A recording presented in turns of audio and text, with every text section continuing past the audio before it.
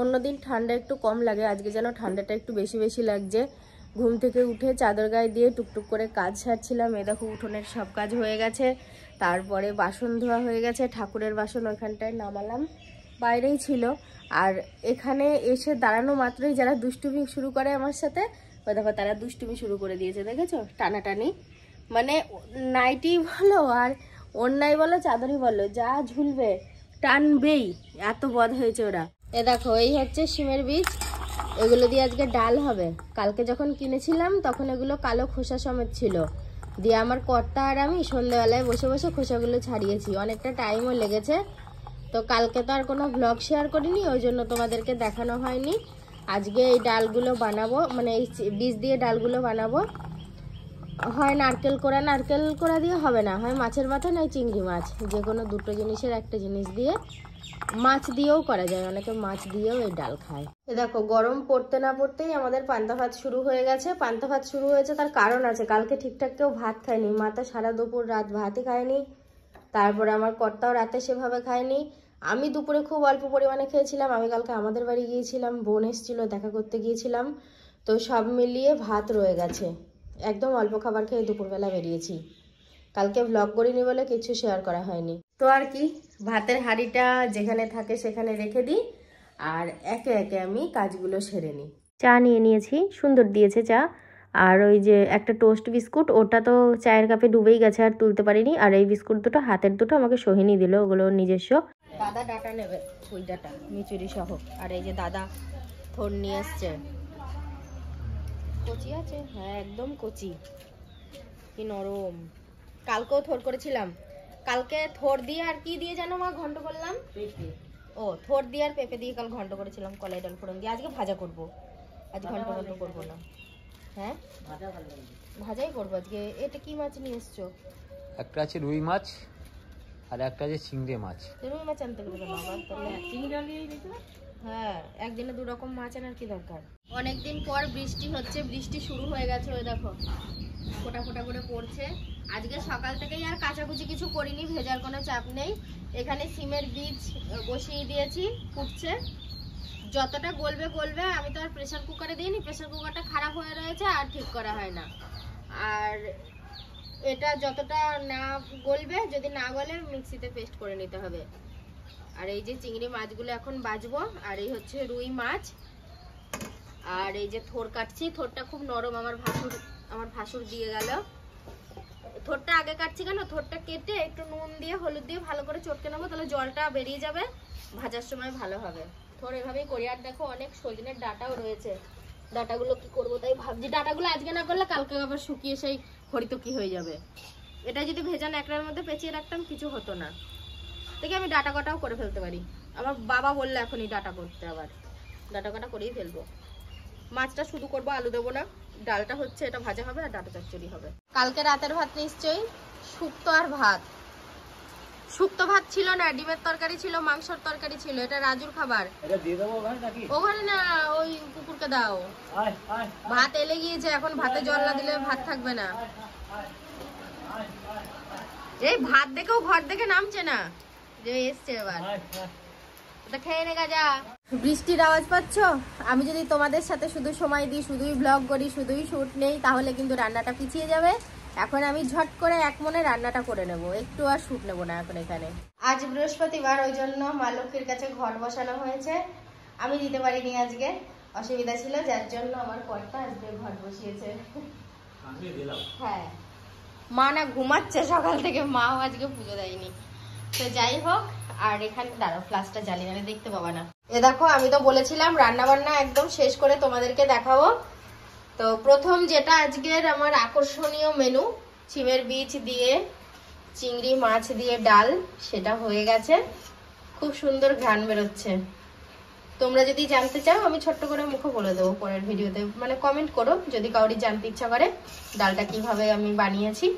Actually ডালটা আমি আমার মায়ের কাছ থেকে শিখেছি, মায়ের কাছে খেয়েছি, তাই আমি বানিয়ে আজ নিজেও খাবো, সবাইকে খাওয়াবো।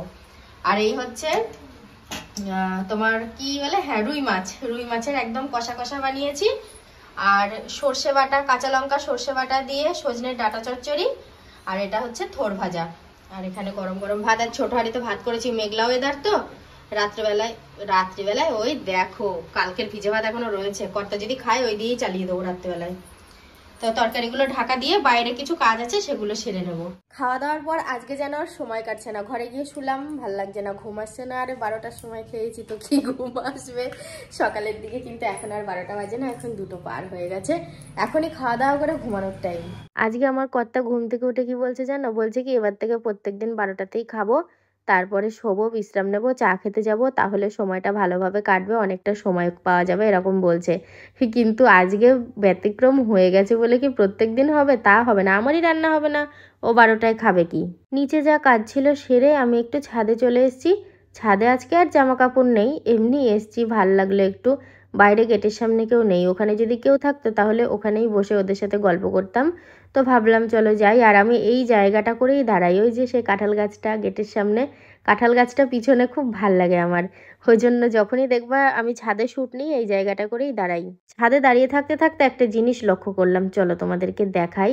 এই দেখো ছাদের মধ্যে সর্ষে ফুল গাছ হয়েছে, মানে সর্ষে গাছ হয়েছে, সেই গাছে আবার সর্ষের ফুল ফুটেছে, মানে এখানে মাটি কতটুকুনি পেলো, আবার ফুল হলো গাছ হয়ে। ব্যাপারটা হচ্ছে এইখানেই একটা প্রবলেম দেখা দিয়েছে। প্রবলেমটা হচ্ছে দেখো এর হাতটায় কতদিন শুনবে সবাই, এই হাতটায় টিপলে এবং মুড়া দিলেও কিন্তু লাগছে না, কিন্তু হাতটা বলছে ভাঁজ করলে লাগছে। এই যে এটা কি প্রবলেম হচ্ছে? পাচ্ছি না, ওইটাই করো, মানে এভাবে থালা চাগাতে পারছি না, আঙুলে প্রেসার দিলেই এই যে মানে এই রিস্টটা এরকম করে আঙুলে চাপ দিলেই লাগছে, শিরায় কোনো প্রবলেম হয়েছে, কখন কিভাবে কি পরিস্থিতিতে লেগেছে আমার নিজেরই মনে নেই, কিন্তু অনেকদিন ধরে লেগেছে। মালিশ লাগিয়েছি, ব্যথার ওষুধ তো বেশি খেতে নেই, 2টো খেয়েছিলাম, অনেক গ্যাপ দিয়ে 2-3 দিন পর পর একটা, তো তারপরেও কিছু হয় না। ঠিক আছে, আমি আজকে বৃহস্পতিবার, আজকে তো ঝাড়ে না, নাহলে আজকে কি ঝেড়ে আসতাম, কিছুতেই কিছু হচ্ছে না। আমি কখনো ডালিয়া রান্না করিনি, আজকে না কাল সকালে করবো, ফার্স্ট টাইম, দেখবো কেউ খায় কিনা। আর আমি যখন তোমাদের সাথে কথা বলি তখন তোমাদের চোখ আর আমার চোখ পুরো একদম এরম হয়ে থাকে, কিন্তু সাইড থেকে কেউ যদি বারবার দেখে কিরকম লাগে বলো তো? সাইড থেকে বারবার তাকাচ্ছে। দেখলাম কি ডালিয়া না কি বললে রে, কি দেখলাম? প্রথম নাম শুনলাম। খাসনি নাম প্রথম শুনলাম। ডালিয়াটা হচ্ছে ওই যে গমের কোনা, দেখি গমের কোনা, উপরে ছবি দেওয়া আছে, দেখ না। মুড়ি রেডি, আসো খাবা। দুজনের একসাথে নিয়েছি, সবাইকে দেওয়া হয়ে গেছে। তোমার জন্য যে রসুনটা ভাজলাম কই? আমার জন্য রসুন ভেজেছে বলতে আমার ঘরে রসুন ছিল না, দিয়ে সুন্দরের ঘর থেকে 2-4টা রসুন নিয়ে ওইটা ভেজে ওই তেলটা আবার আমাকে এখানে ঢেলে দিল, বলে যদি কমে তোমার, ওইটাই মুড়িতে মিশিয়ে নিয়েছি। কি খেপি গো, ওটা বললাম আলাদা করে মুড়ি দিয়ে খাবা, তাই মুড়ি দিয়ে তো মিশানো আছে, তুমি আর আমি খাবো, খুঁজে পাবা নাকি?